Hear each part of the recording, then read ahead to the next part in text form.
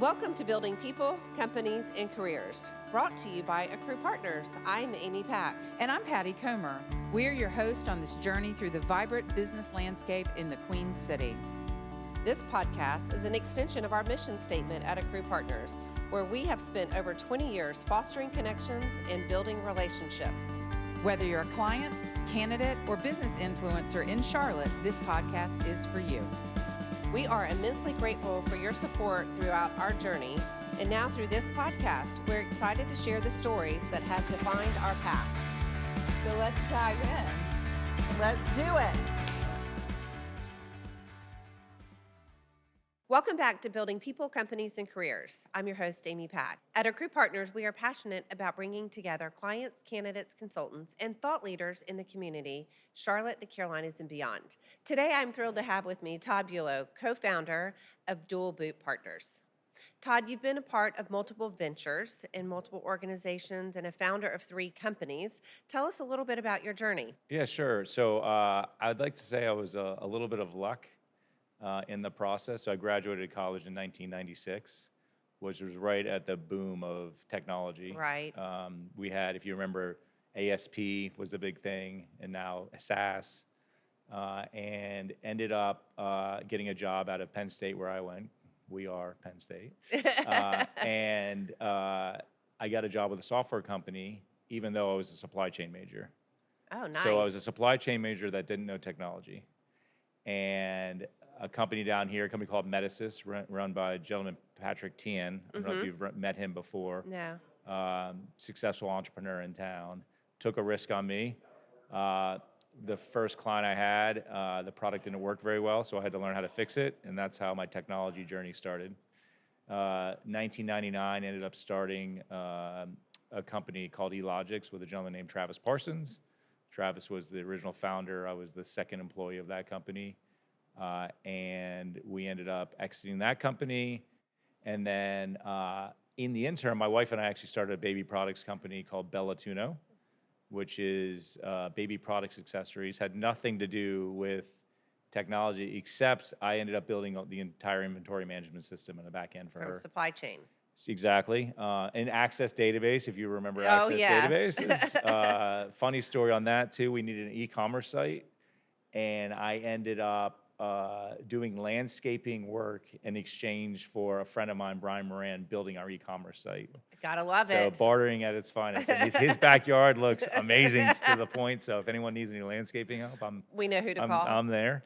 But in a husband and wife team, and my wife was really the driver of that, it created its challenges. And so I love technology still, so ended up starting another supply chain software company called Cloud Logistics with a gentleman named Mark Nix and Travis Parsons again.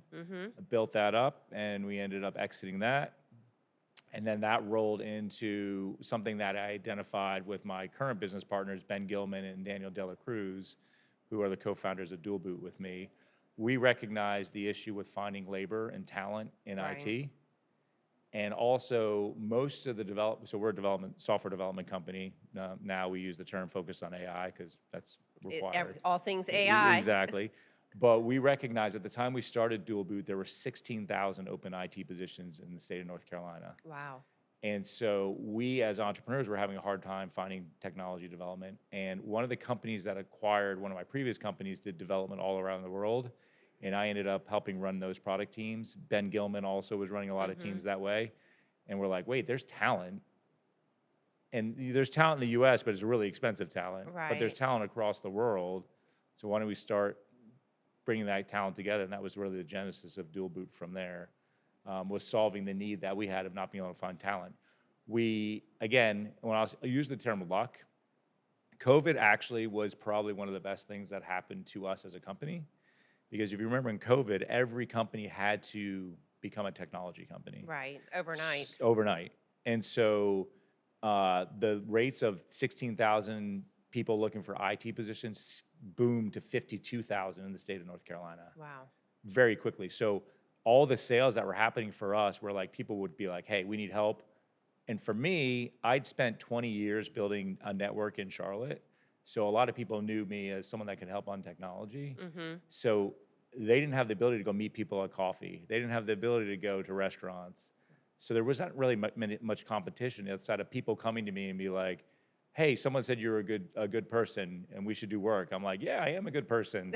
All right, let's do work. And so we were closing contracts in a week or two Wow. because of COVID. For as much negative as COVID happened, it was the best thing that happened to us from an IT perspective because people needed us. And then for me personally, I built a network over 20 years Right. and built capital, good capital, so people trusted me. So kind of the two things nailed, and that's we grew very rapidly. So we grew from 0 to 400 people in about a 5.5-year period. Wow, that's amazing. So So you've had 4 companies, did I hear in there? 4 companies, yes. 4 companies. So you've had the All journey there. all have exited, so that's Yeah. good. Hey, success is what that is. Yes. But tell us a little bit about your leadership journey. Obviously, that is a strength of yours, and you have a big network and 20 years of a vast network, but people obviously follow you, and as you mentioned, trust. Tell us a little bit about that. Yeah, so I was very fortunate coming out of college. I'm not sure if you know a gentleman named Manny Ahomey. No. Manny Ahomey is the founder of a nonprofit, an international nonprofit, but it's based here in Charlotte called Samaritan's Feet. Oh, yeah. And he was my first boss out of college. And I saw what it was like to be a servant leader under him. I also had a mother that was a nurse. And I tell people this story all the time. I would go to the grocery store, and my mother was always serving people, but I would hear stories about how amazing my mother was, not as the nurse, but the things she did for people outside and beyond just to help people. We would go to the grocery store. There would be 3 tellers there checking us out, and my mom would hear they have nothing to do on the 4th of July, and the next thing I know, their entire family would be at our house. I'm like, Mom, who are these people? I don't know. They needed something to do. So those types of things built me into the type of leader that I am. I'm a big leader, big belief in servant leadership, and people use that term. The way I define it, and especially from a business development side, is when you walk into a room, it's not how can I sell you, it's how can I help you. Right. And if you help people and don't expect anything in return, you'd be shocked of the capital that you build up over time of people wanting to help you. Yeah. But it's really strange to a lot of people if you approach things that way, because people are trained to think you need something or you're using them for something. So I get a lot of people that when I'll meet them and I'll help them out, they'll call my friends and be like, "Is this guy real? Like, what does he want from me?" And don't want anything. Yeah, you're just giving deposits. Giving deposits, and the hardest thing with that type of networking though is it takes time. People want, and especially in a sales-driven culture, which services at the end of the day, if we don't sell, we don't have a company anymore, right?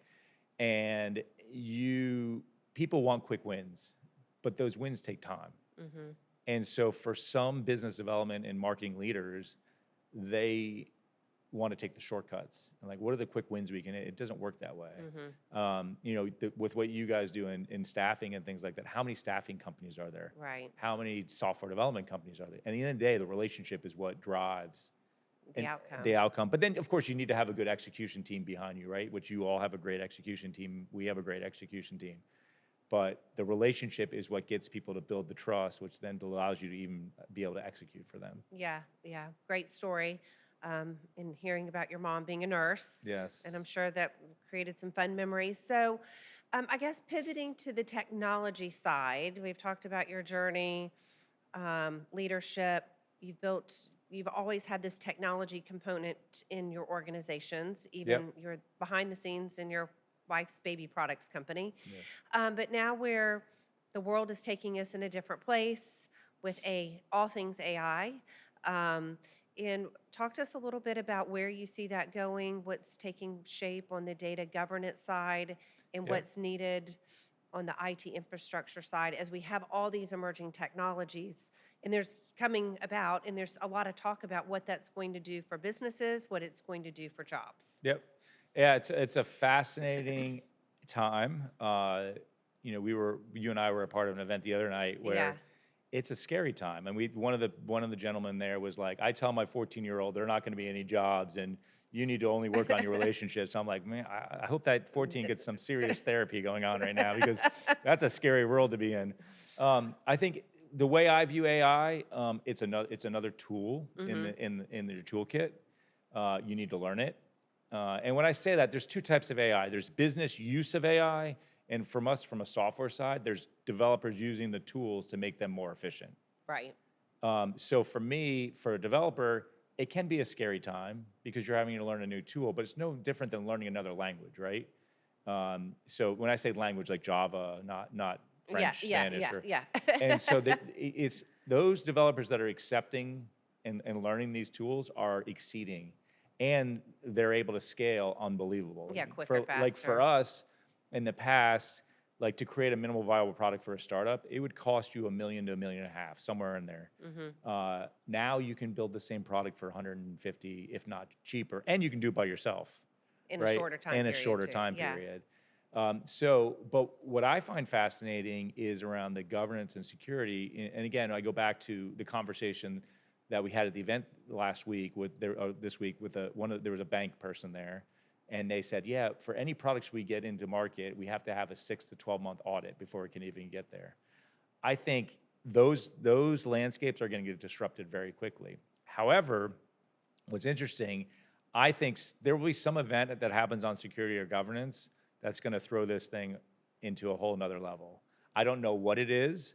Someone's like maybe banking data is going to get corrupted, or the wireless networks are going to go down or something, and security and governance are going to take precedence over everything. Right now, I think a lot of people are talking about it and saying we need to do this. It's important, but I'm seeing a lot of people building products with Cloud Code, Copilot, whatever, and they're not doing it. They're just trying to get products to market as quickly to make revenue. And there's no security or governance around it. And there's no security and governance. So I find that space the most fascinating for me right now. It's fascinating, it's scary at the same time, because you think about these tools being used in military, satellite space, things like that. Yeah. Like it's you don't even want to think about that stuff right Yeah. now. So going back to the 6 to 12 months that they have on this security and governance, guess my question becomes, won't things change during that time period while they're working on that? And then will they be starting back over? Yeah, that's so AI. 2 years ago, we were talking about AI, right? Right. In the last 3 months, it's changing so fast. I think it's probably the fastest transformation I've seen I'm 51. And we've seen a lot of things, like I said, client server models, ASP, SaaS, blockchain, Yeah. right? But this is like real. I don't say real, but it's like happening so fast. I think people are going to push the bubble. Push the lever on this, especially in fintech and banking. Someone's going to take the leap and go and be like, all right, we're going to condense it down to 2 months, then 1 month. What I'm curious on the governance and security, how far is it going to be pushed that someone's going to get caught, right? Someone's going to get caught with like, oh, we pushed it too far. And now we've been hacked, or we've been, it's like this position of, you got business people saying, we need to do this, we need to do this, we need to do this. It's similar to like email. Yeah. You don't even think about your email until it's down, and you're like, who the heck's running our email? Well, it hasn't been down for 7 years. Like, what do you care? Like, and now I'm the person. Well, that's going to be the same with, like, we're using all these AI tools and we're getting productivity and things are going great. Oh crap, we just did something now that we exposed all our data, in health tech or fintech. Yeah. And then it's like, we got to do security and governance. Yeah. Back to the conversation about the 13-year-old or the 14-year-old, and the dad was basically telling him to go crawl in a foxhole and don't ever come out. Yes. I had a gentleman sitting next to me, and he thinks AI is just going to propel jobs in a period of time. And he said he equated it to, well, we had the abacus at one time, and then everybody got fearful because we got the calculator with the white tape, and then we got a more sophisticated calculator, and then we had Lotus Notes and Excel to do everything, and it just continued to evolve over time. So my point in that is everybody has such a different perspective of the impact of jobs. Yeah, absolutely. And I think it's the best time to ever start a company in the United States, right? Well, in the world, because the moat that used to be there of technology being an inhibitor, like I said, like when someone will launch a company and they needed a new technology, it's going to cost them $250,000 to $1 million to just launch it. Yeah, the point of entry is easier. Now you don't have that, right? So I think with that, the skill sets you're going to have to retrain your employees on the skill sets that they're good at and that they like. I think, and we heard this the other night, like, I think relationships are going to be a key driver. I think a lot of the kids during COVID lost that component of it. Completely. And those kids now are the millennial. They're the 22 to 28-year-olds Yeah. that were asking to start building relationships, right? And you have the cell phone, social media, and all that stuff, you know. That was another conversation that we had at the table, was there's this 6 to 8 year gap of they were in COVID in high school, then college, and then those habits continued on. Technology is changing at a rapid pace. The schools weren't teaching anything associated with AI. And this individual sitting next to me, this IT leader, said his perception or feel is that the kids coming out now and in the next couple years will leapfrog over those kids coming out. So my daughter is a perfect case. So my daughter is a junior at UNC. 2 years ago, one of her professors was all into AI, where in the education space at the time, people viewed AI as cheating. Right. You're a cheater if you use AI. Yeah. And he was like, Professor Mumford, shout out to him at UNC. But he was like, no, this is the way the business world is going to work, and you need to understand how to use it in a positive. Right. So he had this entire class using AI in their classes. She had an internship last summer, and she ran circles around the current employees there. Not because they weren't great employees, but she was using technology to create presentations, social media, and all of these things, and doing it in 1/8 of the time of these employees. Yeah, their head was probably spinning. Yeah, exactly. And they're like, what is going on here? Yeah.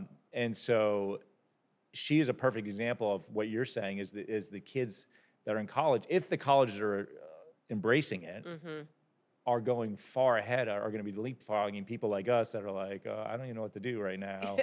I'm still creating Microsoft PowerPoints. Well, no, you use a product like Gamma and it creates it for you. Creates it for you. Yeah. Yeah. I do think the relationship component is super important.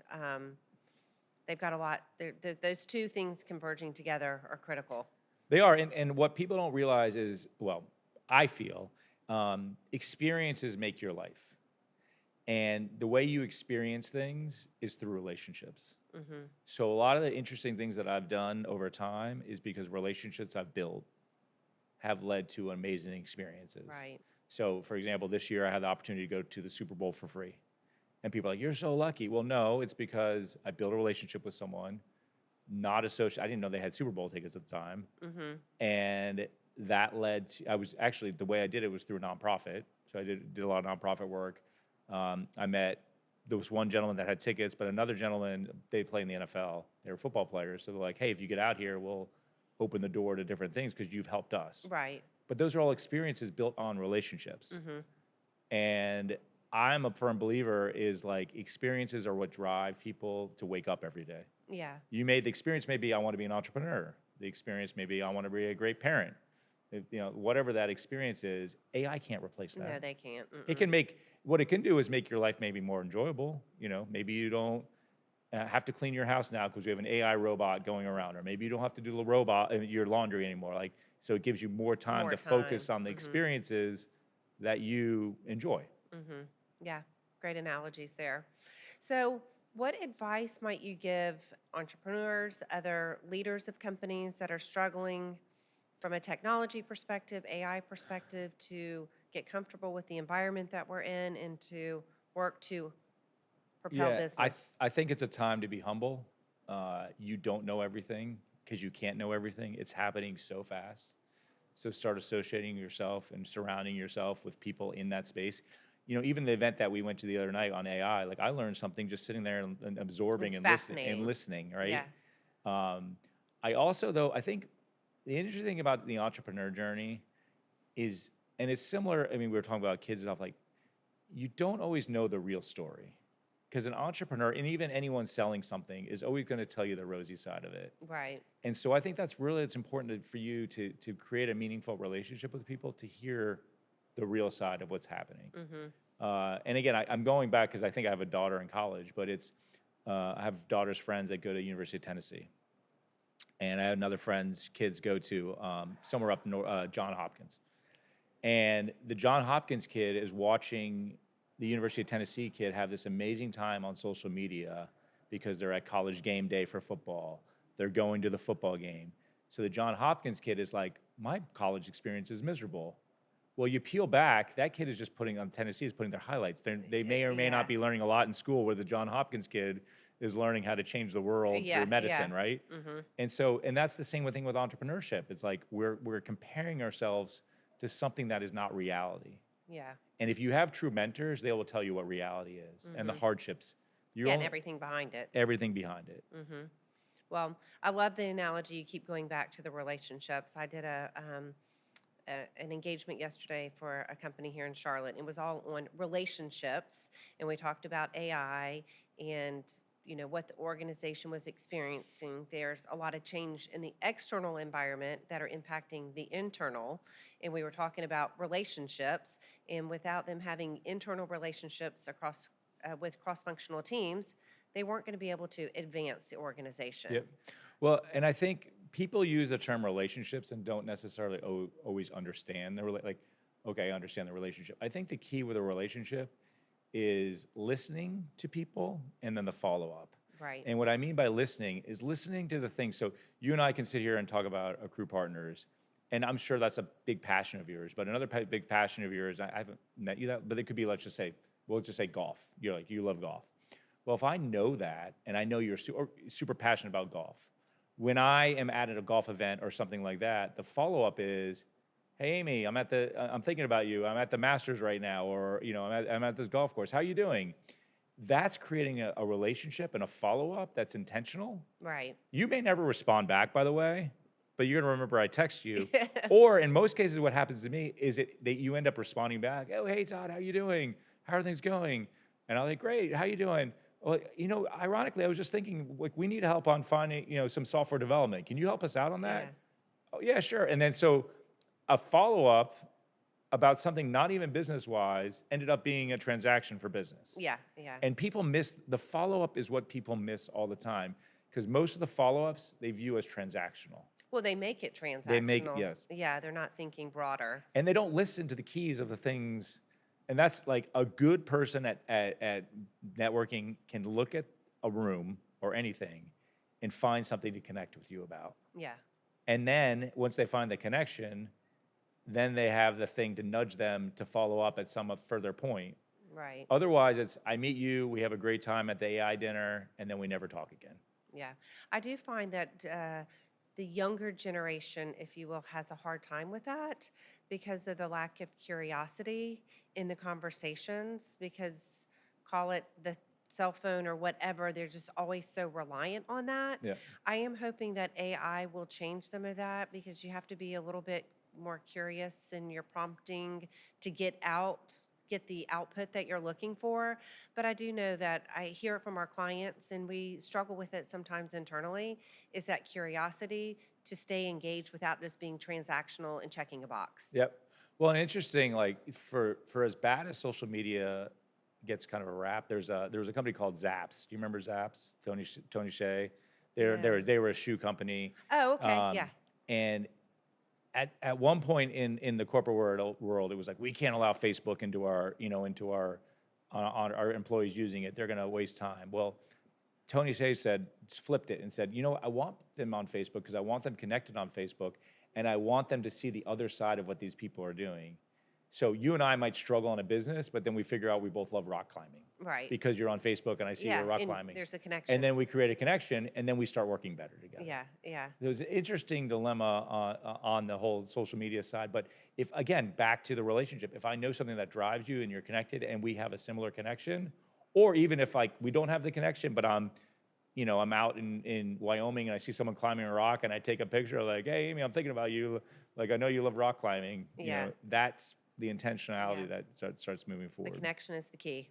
Yes. So, all right. Well, let's move on to rapid fire. Okay. All right. So, you mentioned a little, your first mentor, Samaritan's Purse, really had an impact on you being a servant leader.